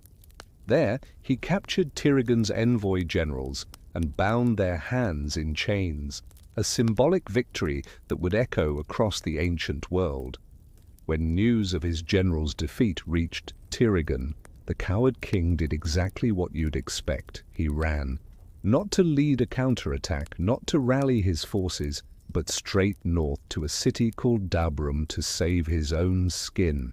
But the people of Dabrum knew which way the wind was blowing. They recognized that Utu Hengal carried the blessing of Enlil himself. When Tirigan arrived seeking sanctuary, they handed him over like a gift. The last Guti king was dragged before his conqueror in handcuffs and a blindfold, his wife and children chained beside him. After centuries of foreign domination, a Sumerian king would finally rule Sumerian lands again. Utu Hengal had forced the fanged mountain serpents back to their rocky crevices where they belonged. The kingship of Sumer had returned home, setting the stage for what historians would call the Sumerian Renaissance. This victory launched the third dynasty of Ur, the final and most brilliant flowering of Sumerian civilization. But for the rebel king himself, triumph would be short-lived, and his death would be anything but natural. Under Ur-Nammu's rule, ziggurats sprouted from every major Sumerian city like ancient skyscrapers reaching toward the gods themselves. These weren't just buildings, they were statements of divine power, carved in brick and mortar. The crown jewel was Ur-Nammu's masterpiece in his home city of Ur. This ziggurat was a monster of engineering that dominated the skyline like a man-made mountain. Rising nearly 100 feet into the desert air, 10 stories of pure ambition, it dwarfed every other structure for miles around. Picture the construction. Thousands of workers hauling millions of baked clay bricks, binding them together with sticky black bitumen that oozed from the earth itself. At least 1,500 laborers sweated under the brutal sun for over 5 years just to complete the foundation. Farmers working fields 12 miles away could see this colossal pyramid rising from the horizon, a testament to the god who ruled there and the mortals who served him. But even as these monuments climbed toward heaven, the very ground beneath Sumerian feet was plotting their civilization's doom. The Tigris and Euphrates rivers carried a secret poison in their life-giving waters. As they flowed over the limestone peaks of the Taurus Mountains, they picked up tiny traces of salt and minerals, barely noticeable amounts that would accumulate like interest on a deadly debt. When farmers diverted this water into their irrigation channels, the scorching sun evaporated the liquid but left the salt behind.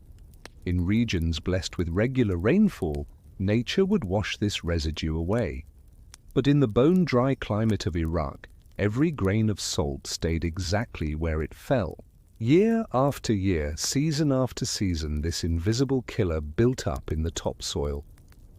Plants that had thrived for generations began to struggle, their roots poisoned by the very water that was supposed to nourish them. Sumerian scribes documented this agricultural apocalypse with terrifying precision. Their meticulous records show crop yields dropping steadily from around 2350 BC onward, a slow-motion catastrophe unfolding in cuneiform. One detail tells the whole story. While wheat production collapsed, barley yields held steady. Modern farmers know that barley can survive in salty soil that would kill wheat instantly. The earth itself was choosing which crops would live and which would die. Records from the city of Gersu reveal the timeline of this disaster. Around 3550 BC, wheat and barley were produced in equal amounts, a balanced agricultural paradise. But after 1,000 years of irrigation, wheat dropped to just 1/6 of the total harvest. By the 21st century BC, wheat comprised less than 2% of what farmers could grow. The salt had won, transforming fertile fields into poison ground that could barely sustain life. You might think the Sumerians were naive or greedy, destroying their own land through ignorance. But that's not the whole truth. They understood crop rotation, letting fields rest for seasons to recover their fertility. They switched almost entirely to salt-resistant barley and developed sophisticated drainage systems to fight the rising salinity. Even today, with all our scientific knowledge and modern technology, Iraqi farmers still battle this same enemy. The Sumerians fought a war against chemistry itself, and they were always going to lose. As centuries passed, the decline became unstoppable. The soil was dying grain by grain while Sumerian populations grew larger and the endless drought stretched on. The demands on this failing farmland intensified like pressure on a cracking dam. Eventually, thick crusts of salt would coat the topsoil like armor, killing almost everything that tried to grow. Walk through Iraq's deserts today and you'll hear that salt crunching under your feet, a white, brittle layer that peels away like old paint. This is the poison that slowly strangled Sumerian civilization, choking the life from the earth and the people who depended on it. But when the end finally came, it wouldn't be from agricultural collapse. It would come at the point of a spear. As Sumerians scraped by on ever smaller barley harvests from their poisoned fields, predators began circling like vultures, sensing weakness. The empire that had once terrified the world was showing cracks that enemies could exploit. The Guti had retreated to their mountain strongholds after their failed attempt at empire building, returning to their nomadic ways. But they remained a constant threat, raiding border towns and stealing cattle whenever Sumerian defenses looked thin. King Ur-Nammu decided to end this menace permanently. He raised an army and marched into the treacherous mountain passes where the Guti waited, determined to crush them once and for all. What happened next remains shrouded in mystery. Did he meet them in open battle, or did they ambush his forces in some narrow canyon? Either way, the result was catastrophic. Ur-Nammu died in those hostile mountains, far from the ziggurats he had built. His death marked the beginning of Sumerian civilization's final spiral toward oblivion. A lengthy epic poem commemorated the fallen king, painting his demise in language that still echoes with grief across the millennia. He who was beloved by the troops could not raise his neck anymore. The wise one lay down in eternal silence. The vigor of the land had fallen, and the earth became demolished like a shattered mountain. The poem describes Ur-Nammu's journey into the underworld, making offerings to the gods of the dead. In the afterlife, he speaks one final lament that captures the heartbreak of exile from everything he had created. Now, just as rain pouring from heaven can never turn back, I can never return to see the beautiful bricks of Ur. 4 more Sumerian kings would follow Ur-Nammu to the throne. Some, like King Shulgi, won battles and reformed the economy as much as the dying land would allow. But their reigns were defined by constant threats from the wild mountain tribes. The drought continued to bite. The salt kept choking the soil. As food became scarcer, more nomadic peoples were driven to raiding and plundering just to survive. The Guti were no longer the only wolves howling at Sumer's borders. One tribe in particular was about to change everything. They called themselves the Martu, and they would write the final chapter of Sumerian history in blood. The Martu were Semitic sheep herders from the rugged mountains of Syria and Lebanon, another wave of barbarians that made Sumerian blood run cold. Like the Guti before them, these people triggered a mixture of contempt and terror in the hearts of civilized city dwellers. Sumerian texts describe them with the same animalistic language reserved for their worst nightmares. The Martu, the powerful south wind, who from the remote past have not known cities. The Martu, who know no grain. The Martu, who know no house or town, savages of the mountains. But the most chilling description paints them as creatures beyond human decency. The Martu, who eat raw meat, who are not buried after their death. Another text strips away any pretense of humanity. The hostile Martu have entered the plains, a ravaging people with canine instincts like wolves. Environmental catastrophe was driving these mountain peoples south like a slow-motion avalanche. The same drought and famine that was killing Sumerian crops was making life impossible in the Syrian highlands. The Martu had no choice but to descend into the river valleys where the last fertile land remained. Despite their weakened state, later, Sumerian kings were determined to stop this invasion before it could destroy what remained of their civilization.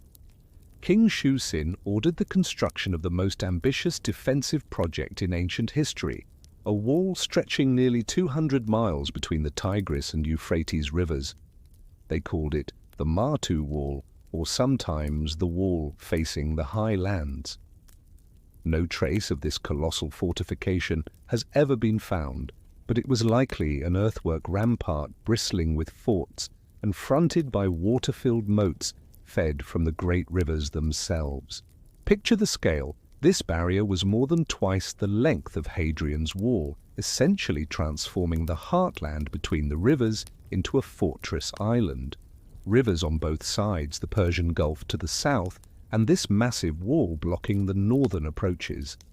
The construction alone proved that even in its dying years, the Sumerian state could still mobilize incredible resources and manpower. But like all walls throughout history, it was only as strong as the soldiers manning it, and that was about to become a fatal weakness. Building this wall wasn't an act of strength, it was the desperate last resort of an empire collapsing inward on itself. The final Sumerian king was named Ibbi-Sin, and he took the throne in 2028 BC, carrying the weight of a civilization on his shoulders. From the moment of his coronation, everything began falling apart like a house of cards in an earthquake. In his very first year as king, the eastern city of Eshnunna broke free from imperial control. By his third year, Susa, a city in Elam within the Iranian lowlands, had successfully rebelled and declared independence. These Elamites were an ambitious people who would later challenge the great Assyrian and Babylonian empires. But right now, they were just flexing their muscles for the first time, and their timing couldn't have been more perfect for delivering the death blow to Sumerian power. By the 5th year of Ibbi-Sin's reign, the fracturing empire could no longer maintain defenses along 200 miles of the Great Martu Wall. The barrier that had cost so much to build simply failed. The Martu poured over the abandoned fortifications like a flood bursting through a dam, overrunning the rich farmlands that had fed Sumerian cities for generations. The effects were immediate and catastrophic. Food shortages turned to outright famine. In years 7 and 8 of Ibbi-Sin's kingship, grain prices skyrocketed to 60 times their normal cost. People starved to death in the streets while the king watched his empire hemorrhage from the royal palace. Desperation drove Ibbi-Sin to summon one of his generals, a man named Ishbi-Erra, who wasn't exactly known for his loyalty. The king had even complained in letters that this general was Akkadian rather than Sumerian, suggesting his allegiance was already questionable. But with his people dying of hunger, Ibbi-Sin had no choice. He ordered Ishbi-Erra to travel north to the city of Isin, buy grain at any price, and bring it back to feed the starving capital. One remarkable letter from this moment has survived, a piece of correspondence that captures the exact moment when Sumerian civilization began its final collapse. Ishbi-Erra wrote to his king from Isin with news that would seal the empire's fate. "You ordered me to travel to Isin and Kazalu to purchase grain. With grain at 1 shekel of silver per gur, I've invested 20 talents of silver in the purchase. But I heard the hostile Martu have entered your territories. The general's next words reveal the trap that was closing around the dying empire. I entered with the entire amount of grain. Now I have let the Martu penetrate inside the land. Because of the Martu, I cannot deliver this grain for threshing. They are stronger than me. This letter exposes how the twin disasters of Martu invasions and domestic famine were tearing the kingdom's fabric apart, thread by thread.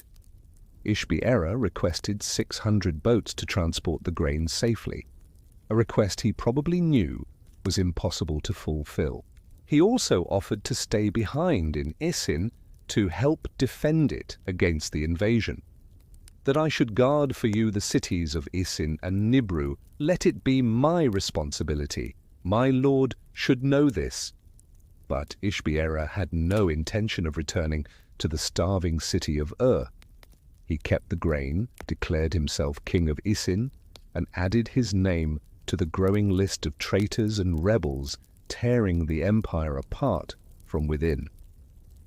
This was just one betrayal among many as the Sumerian state began its final death throes. Facing enemies on multiple fronts, King Ibisin launched a frantic series of last-ditch defensive measures. He ordered fortifications built at the crucial cities of and Nippur, but these efforts were like trying to stop a tsunami with sandbags. The empire crumbled one city at a time until only the capital of remained, a lone island surrounded by hostile forces converging like sharks smelling blood in the water.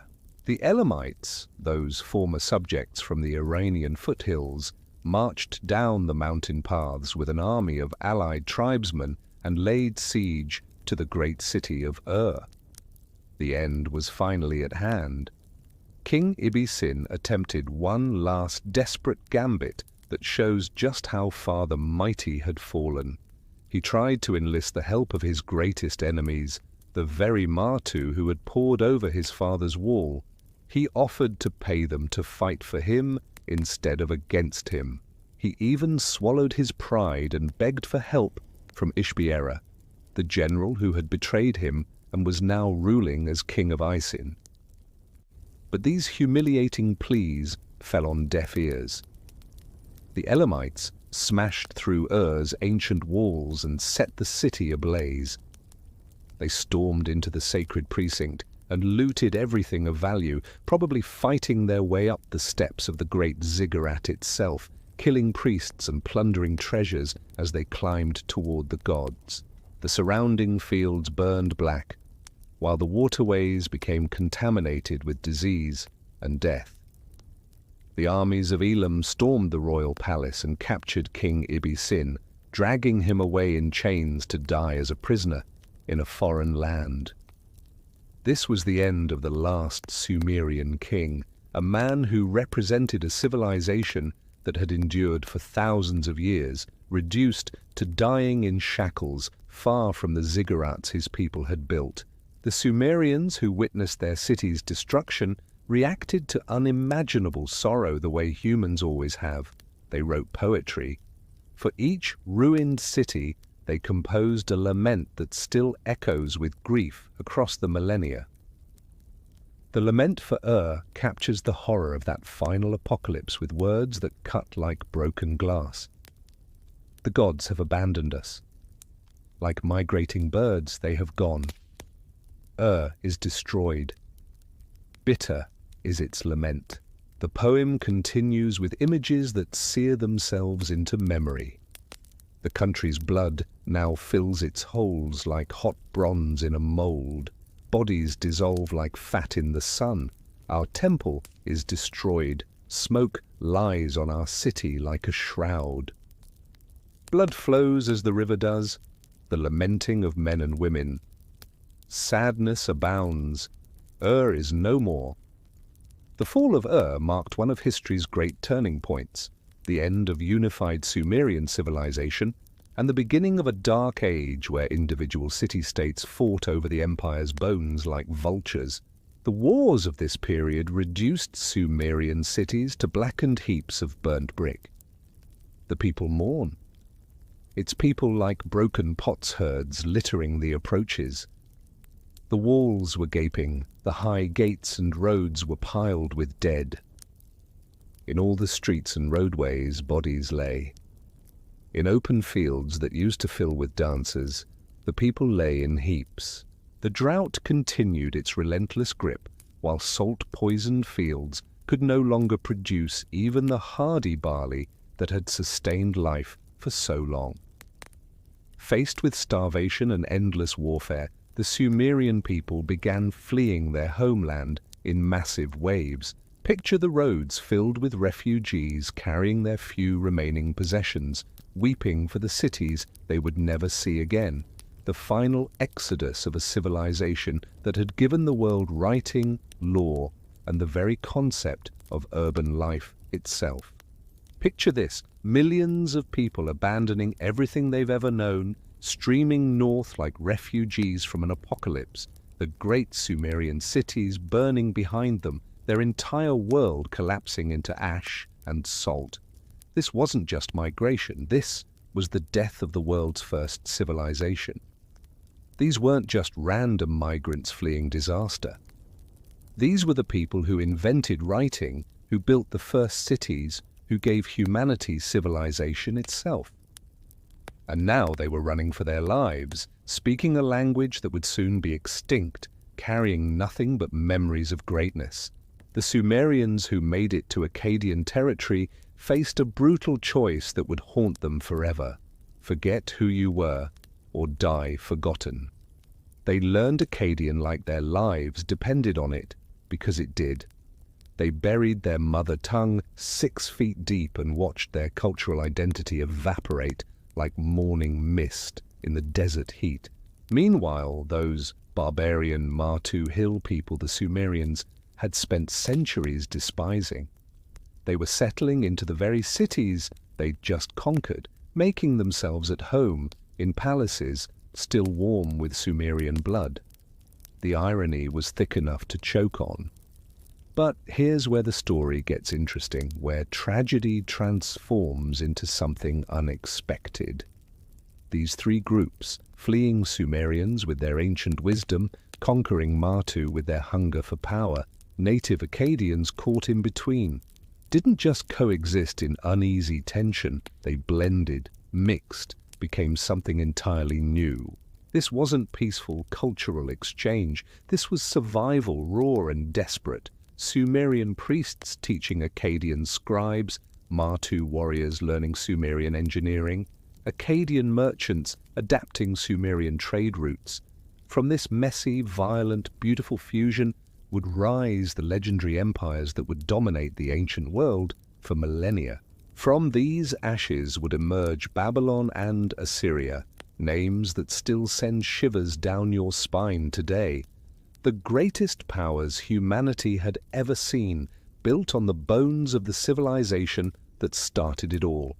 Every brick laid was a gravestone for Sumerian independence. Sumerian died as a living language right then and there, in that moment of conquest and exodus. No more mothers singing lullabies in the tongue of the gods. No more lovers whispering sweet promises. No more children learning their first words in humanity's oldest written language. The markets fell silent. The streets echoed empty. But here's the thing about languages: death isn't always the end of the story. Just as Latin would later survive in medieval European monasteries long after Rome fell, Sumerian lived on for 2,000 years as the sacred language of temples, the mysterious words of ancient power that only priests could speak. To later peoples, Sumerian became something more than just an old language. It became the language of magic itself, the tongue the gods spoke before humans got too clever for their own good. When you wanted to commune with divine powers, you didn't use everyday speech, you reached for the ancient words that had built the first cities. Those legendary kings of Ur, the rulers who had once commanded armies and built ziggurats that scraped the sky, they transformed from historical figures into divine beings, from men into myths. Stories of their deeds grew taller with each telling until they became gods themselves. Every ruler who came after them, from the mightiest Babylonian emperor to the most ruthless Assyrian king, desperately claimed the ultimate title of ancient legitimacy. They all wanted to be called King of Ur, King of Sumer and Akkad, because that title carried the weight of being first, of being the foundation upon which all civilization rested. Even after the empire fell and the language died, some Sumerian cities clung to life with stubborn determination. Ur, that magnificent coastal metropolis at the mouth of the Euphrates, rose and fell like a phoenix multiple times over the centuries, refusing to stay dead. Each time enemies sacked it, each time natural disasters struck, the survivors would crawl from the rubble and rebuild. They'd clear the streets of bodies, repair the walls, relight the temple fires. For over 1,000 years, Ur refused to surrender to history. But you can't fight geography forever. The very landscape that had made Ur wealthy and powerful, that had drawn traders from across the known world, would eventually strangle the city to death with slow, inexorable patience. Stand in Ur's ruins today and you'll witness something that would have completely blown the minds of those early archaeologists who first dug here. Millions upon millions of seashells scattered across empty desert, glinting in the sun like broken promises. The sea that once lapped at Ur's bustling docks, it's 150 kilometers away now. Thousands of years of silt deposits carried down by the great rivers, combined with shifting sea levels that rose and fell with ice ages, slowly pushed the Persian Gulf south. The process took millennia, but it was as unstoppable as death itself, leaving Ur stranded like a beached whale, gasping for water that would never return. The Euphrates River that had been the city's lifeline, bringing trade goods from the northern mountains and carrying Sumerian exports to distant lands. Gone. Vanished. Changed course over the centuries like a fickle lover, abandoning the children who had depended on it for everything. Picture the slow strangulation that followed. Trade routes drying up like old wounds. Ships no longer arriving with their holds full of copper and timber and precious stones. The lifeblood of commerce trickling away like water through cracked fingers until nothing remained but memories of prosperity. Water had always been everything to this city, the reason for its existence, the source of its power. The Sumerians had built their entire civilization around the blessing of rivers and the bounty of the sea. Without them, Ur began its long, inevitable death spiral into the desert sands. One by one, families packed up their most precious possessions and joined the streams of people leaving the dying city. They took their children by the hand and walked away from everything their ancestors had built, never looking back because the sight would have broken their hearts. Fields that had fed thousands went untended, crops withering under the merciless sun. The intricate irrigation canals that had been marvels of engineering, channels that had carried life-giving water for centuries, crumbled into dust and were filled by blowing sand. In the great ziggurat's highest chamber, where priests had maintained sacred fires for over 1,000 years, the flames were finally extinguished. No more offerings of barley and dates left for the moon god Sin. No more prayers echoing off ancient stones that had witnessed the rise and fall of dynasties. The markets that had once bustled with merchants from every corner of the known world fell silent.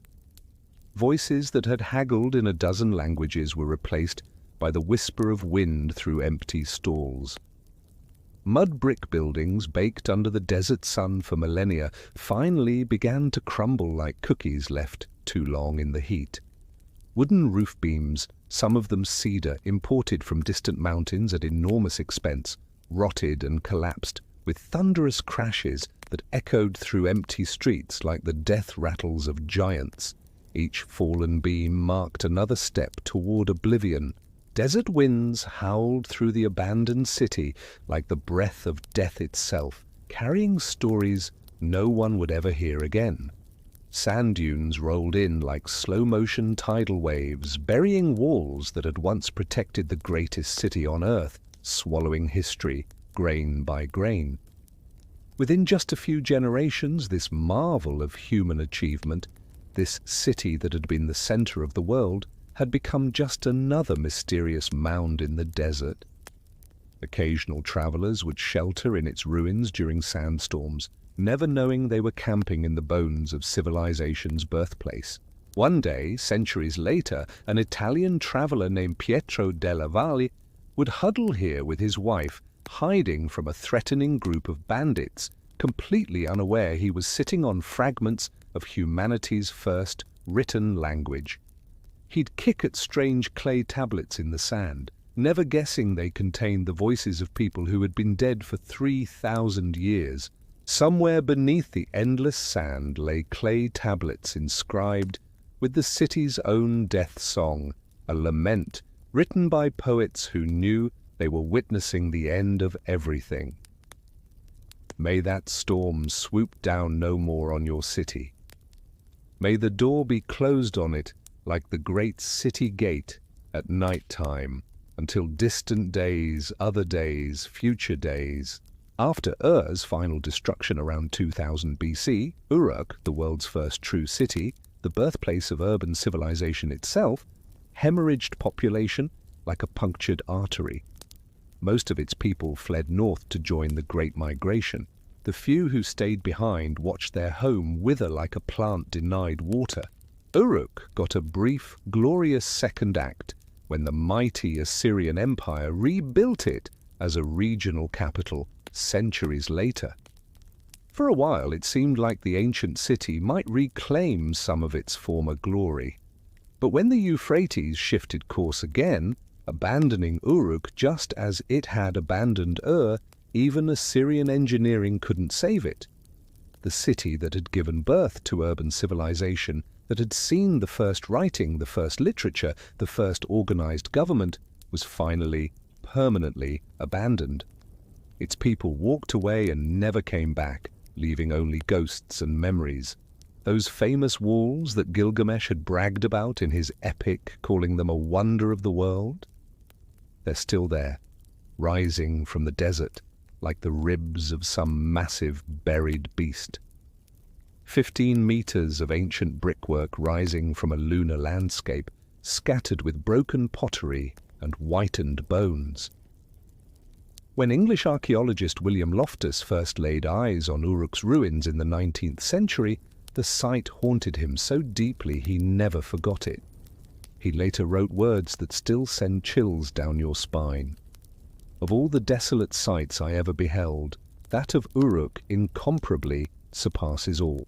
The death of Sumerian cities followed the same relentless pattern across the region.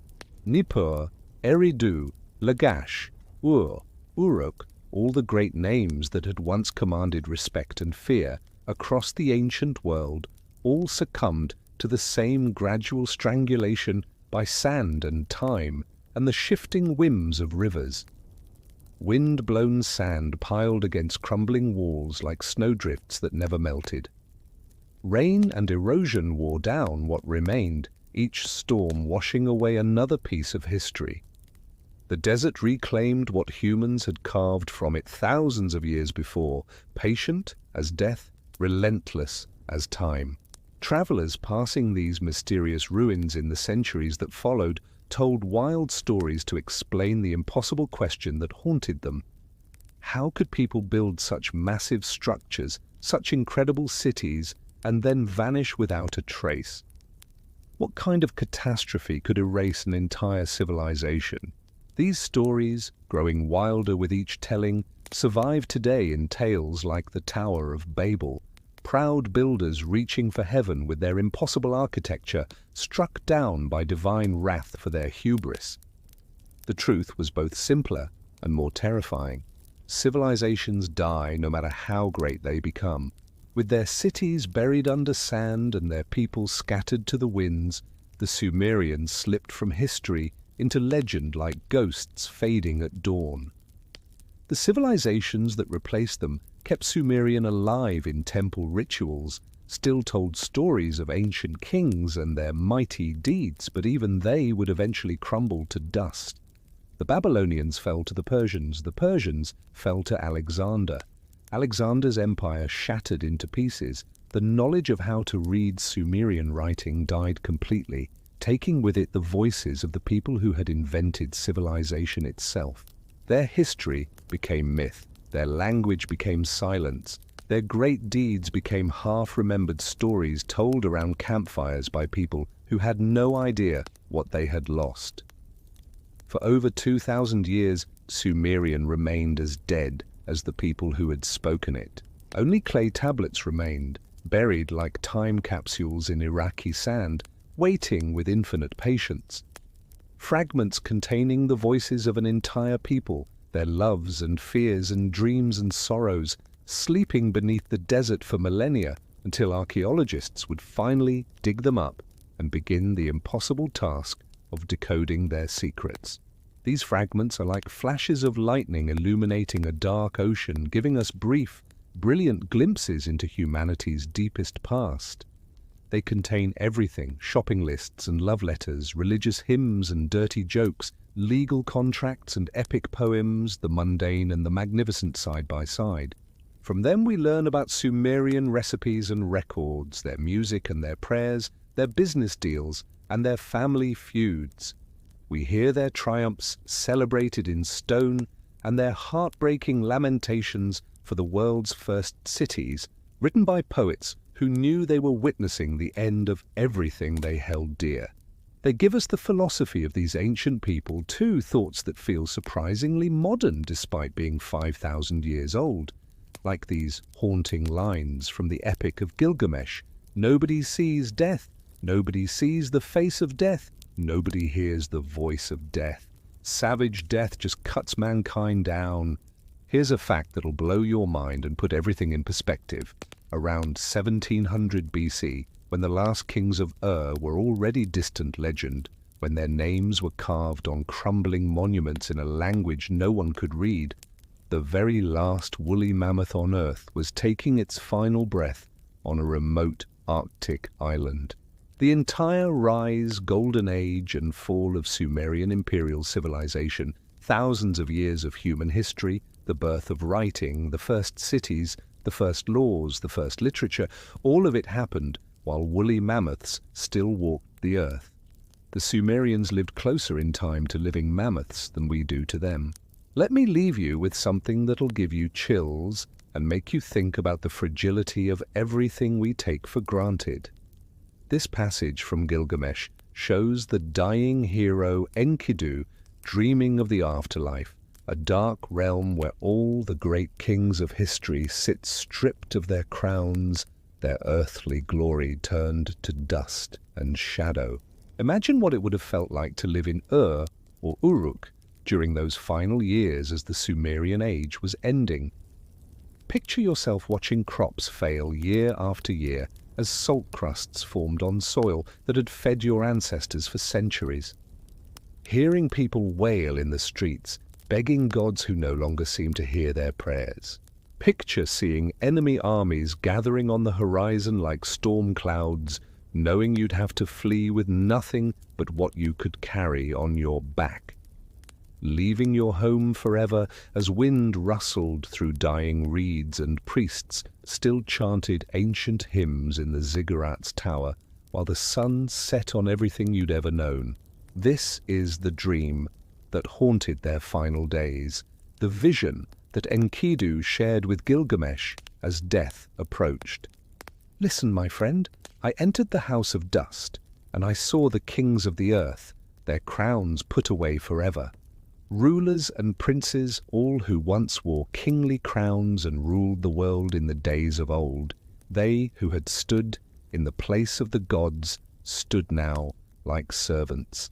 Even in their darkest hour, as their world crumbled around them, the Sumerians understood something we're still learning today, that all civilizations, no matter how mighty, no matter how permanent they seem, eventually return to dust. But their voices, preserved in clay tablets buried in desert sand, still whisper to us across 5,000 years of silence, reminding us that we too are part of a story that began in the cradle of civilization and continues today.